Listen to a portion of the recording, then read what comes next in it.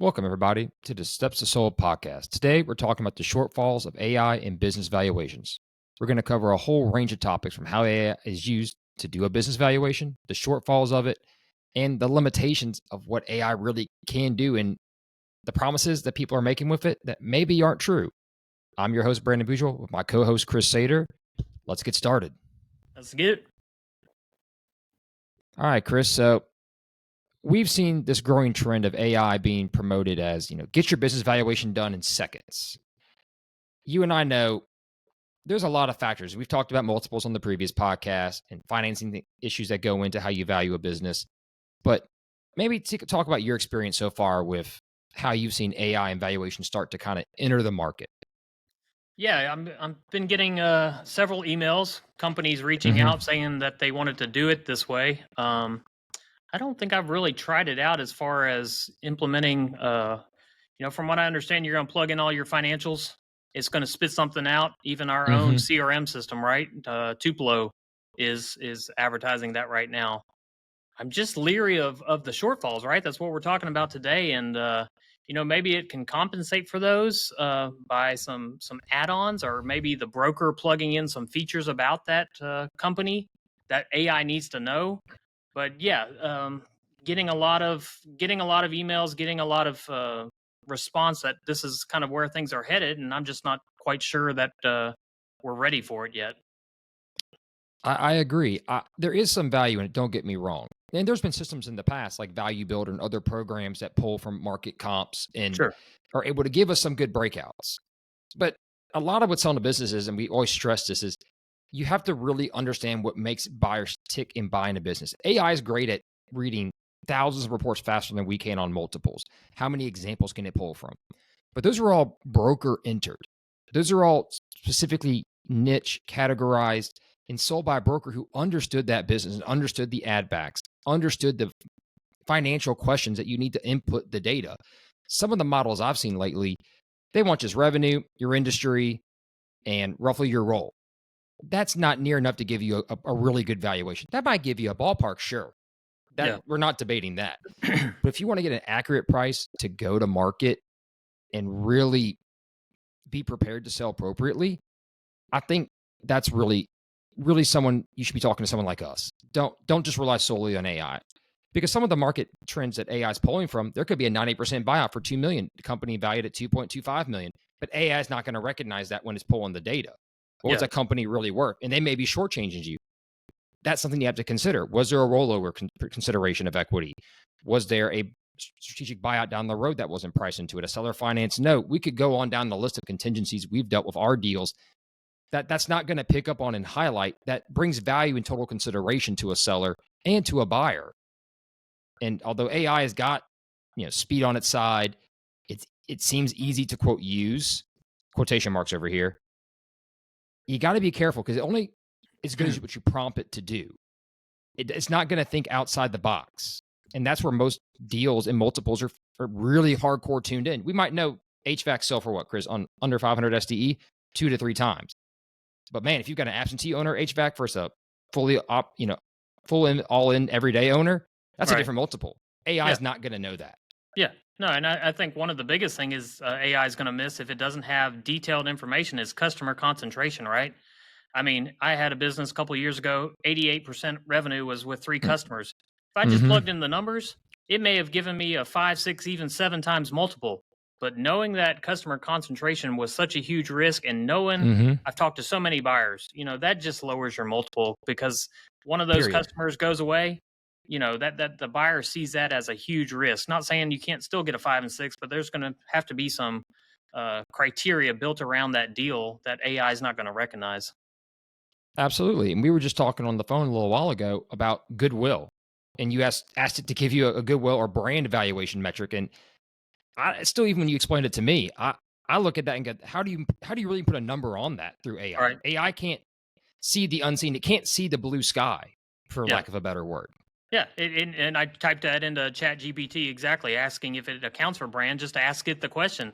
And right off the bat, it said, no, it's an intangible asset. Now, you can plug in some values for brand, but again, that's reliant on the broker to understand that brand in the marketplace. to know where its value is and how buyers are going to perceive that.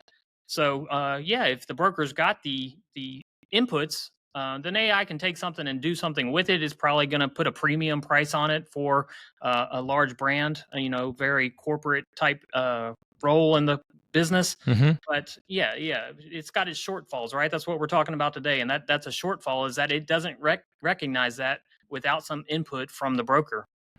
And let's talk about like PPP money and issues of ad backs you have to take out for consideration. An average owner is going to say, "Well, this was my net profit." Well, was it really your net because you had either grant money, PPP money, employee retention credit loans you have to factor out? If you're just giving it the base numbers or a P&L, AI is not going to catch that. It's not going to make modifications for that typically, unless you Right. warn it or purposely change the number you modify into it. And that kind of relates back to something we've discussed a bunch of times here is getting your financials prepped. Not all owners, no disrespect to them, don't fully understand their books. So if you're just trying to put your numbers you see what the paper shows you as and put that into AI, it's going to give you what it's told. But even then, you're giving it the wrong inputs. Yeah, And wrong it's so inputs. important to understand that. Yeah, wrong inputs have disturbed a lot of deals here lately for me. For we've got Hmm. the owner selling assets, and he's recording it as revenue.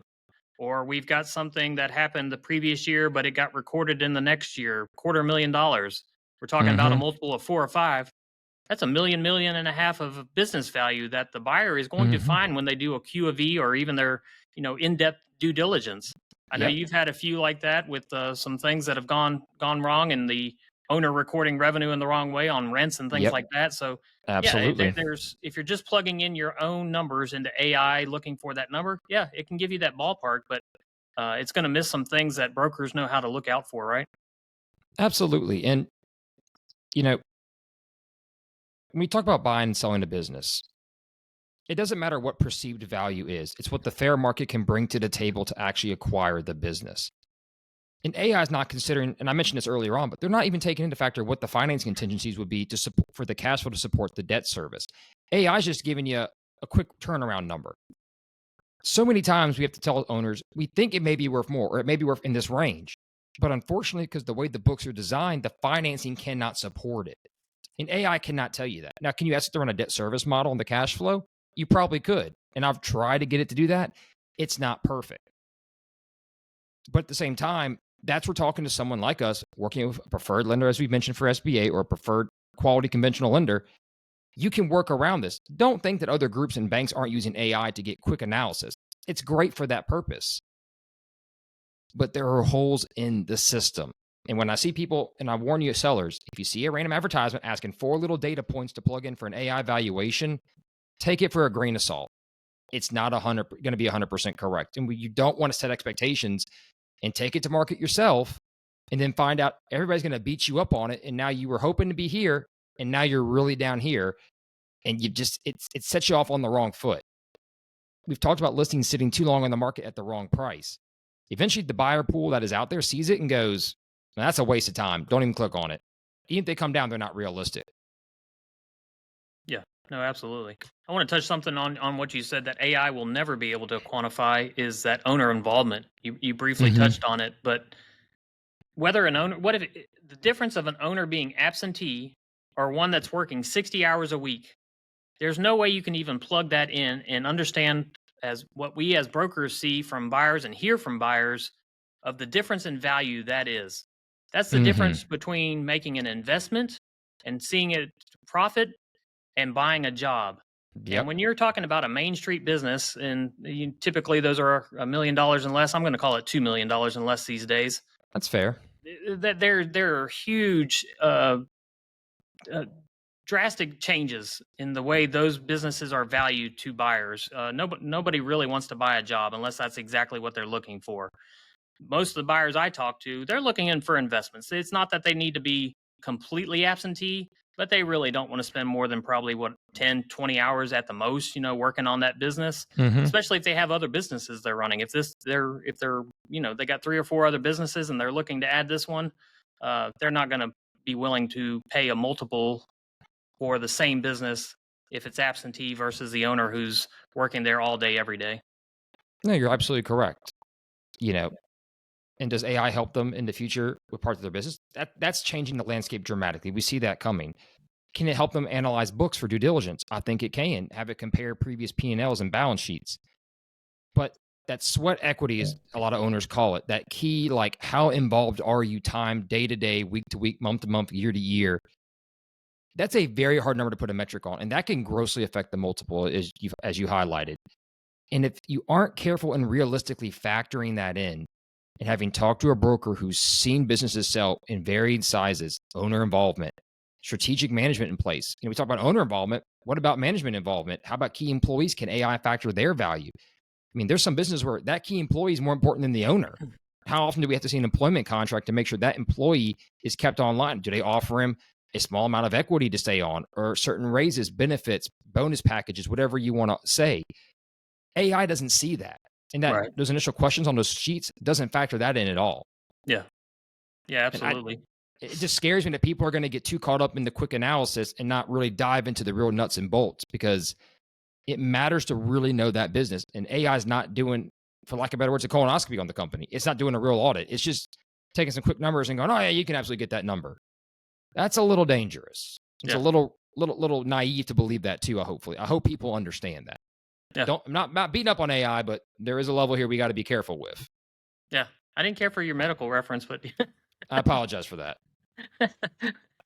No, you're absolutely right. If you're buying a business and the number 2 guy that's been there for 10, 15, 20 years is going away, as soon as the business is sold, and that's known up front, that's a huge difference. And AI is not going to know that, right? I don't even know if you can plug that in. Maybe you can. Maybe it can account for that. But if you're just plugging in your numbers, that's what we're going back to, right? Is these AI tools where, hey, plug in your numbers and we'll spit you out a valuation. What's the difference between that and getting an actual valuation for your business with a broker? We're using AI tools as well, right? We're getting comps. Yes. We're going to run those through, but there's so many qualitative factors and tangible factors that need to be accounted for in that process. And that's exactly right. We talk about data limitations, and let's talk about it somewhat from our industry's perspective. Most of the broker comps we get a price, some STE, some EBITDA numbers, revenue, maybe a location, maybe not fully. Maybe a little bit of buyer, seller finance, SBA note information. We rarely get a full scale, like top to bottom 10-page report. So even what we have to pull from sometimes, for good or bad, is limited to what the broker inputted. And we're assuming that broker made proper adjustments on the STE, on the EBITDA number that reflected the sales price. We don't know if that sale was rushed because the owner was sick and it sold for less because the owner had to get out. We don't know that sold for a bigger price because the competitor in the town got knocked out, and that was the only guy in, like, let's say 100-mile radius. For a great example, look at the average multiples around Louisiana. That same business in Alaska will get 4 or 5 times more multiple because it's so isolated. There is nobody else up there, so you can command a huge multiple. Yeah. If AI is pulling from that, that's completely wrong. Yeah. Completely skewing the numbers. Well, you can take even just in Louisiana, or include Texas in that. Mm-hmm. A business in small town Minden, Louisiana, is not, even if it's the same business, same revenue, same cash flow, in Dallas, Texas, or Houston, Texas, is not going to do the same. Why? Because people don't want to move there. They don't want to operate a business there. I had a very lovely generator business in Minden, Louisiana, a couple of years ago. 200 buyers looked at it. Deal killer for 99% of them was the location. Finally found the right buyer who was franchising. He was moving. He wasn't going to run the business. It was just going to add it to his franchise locations. But the key is, if that business had been in Houston, it probably would have had an offer in day 2. But the fact that it was in small town Louisiana, but again, AI is not going to recognize where those locations are. It could, but I don't think it's going to adjust for it without some inputs from the broker. Right? It's not going to adjust for it without us telling it to. And that we see that for so many listings we deal with across the Gulf South that we work, from basically Houston almost to Tallahassee in our group. Small town deals, it's harder. AI is not going to factor that in. The market share available, town growth, town maybe growth or recension, population changes, workforce changes. It can't factor that in. It can't factor in shortages of plumbers and electricians and HVAC technicians. We could go on down the list of key and strategic, employees. As great as AI is, and it's going to be important. We talked about let's be honest to the people. We talked about our job security long term. AI is changing a lot of jobs out there. Who knows who else it will change and take over in the next 50 years. But there's still a human element to understanding how to apply the valuation and speak to business owners and business buyers.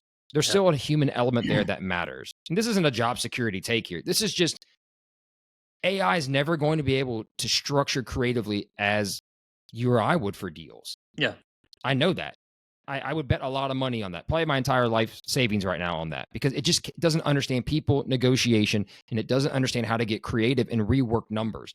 It's great at taking a product that's already been finished, going over it really quick, and spitting something back out. But in our industry, that doesn't work. It's an ever evolving deal. Things are always coming up in a deal, coming up in a business evaluation.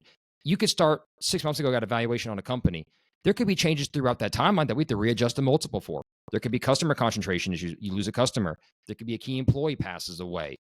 There could be a competitor comes to town.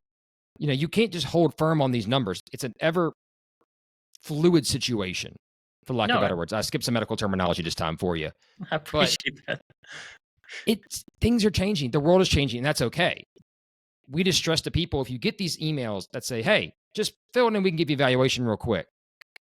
Take it with a grain of salt, please, for all you listening out there.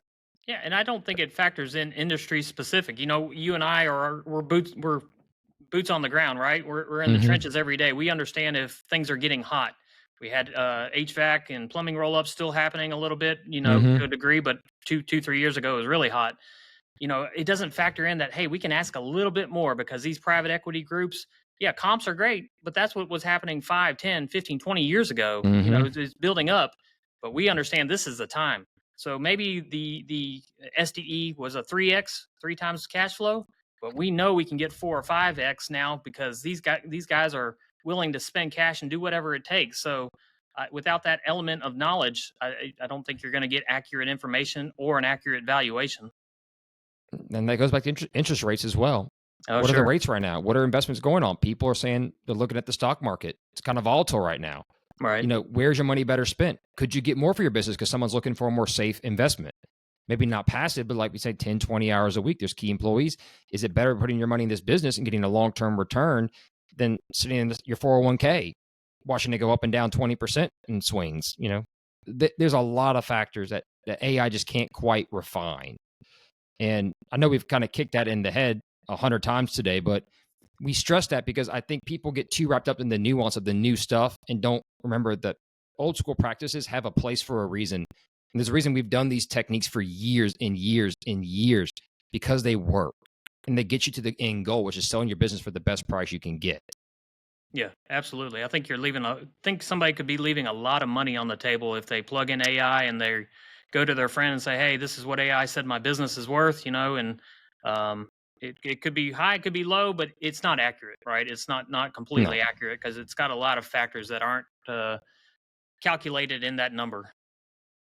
I agree. It's something that, we try not to beat people up on, and I've had people ask me about it. And obviously our new CRM has that feature, and it's nice. We can import QuickBooks to our CRM.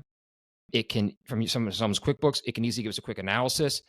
We know it's not going to be perfect, but if it saves us 20 minutes and gives us a quick overlook, that's not bad, especially if you're on your own. Now, our group, we work amongst each other in our tight-knit group here with Sunbelt, especially our offices here in Louisiana that are affiliated. We do a good job of, I'll get a deal and say, hey, Chris, I've done some outline. Why don't you take a look at it and give me your second opinion? I've got a question on this depreciation add back. The way he's doing it, I don't feel comfortable. Well, how would you apply it? And we work together to get a kind of a round table opinion of, hey, either we're on, maybe you're off, maybe you should reconsider this in your valuation. We would never get that AI. Even if AI gave you a blueprint, it's still good to have that human interaction and us share what we're seeing to kind of formulate the best possible price. Because we all have different opinions and everyone's multiple can vary by opinion. But taking a good crowdsourced human element to it, we can be pretty refined in where we need to be in a pretty good end product. Yeah, absolutely. Absolutely. Well, I think we covered it all today. If we didn't scare you from AI, I apologize. Don't be afraid of it. But if you want to sell your business, don't rely on just that. Call us too. I promise you. Yep. So on that note, what I will say is thank you all for listening. That is Chris Sater. I am Brandon Bourgeois. This is the Steps to Soul podcast, and we will see you again very shortly. Have a good one. Bye-bye.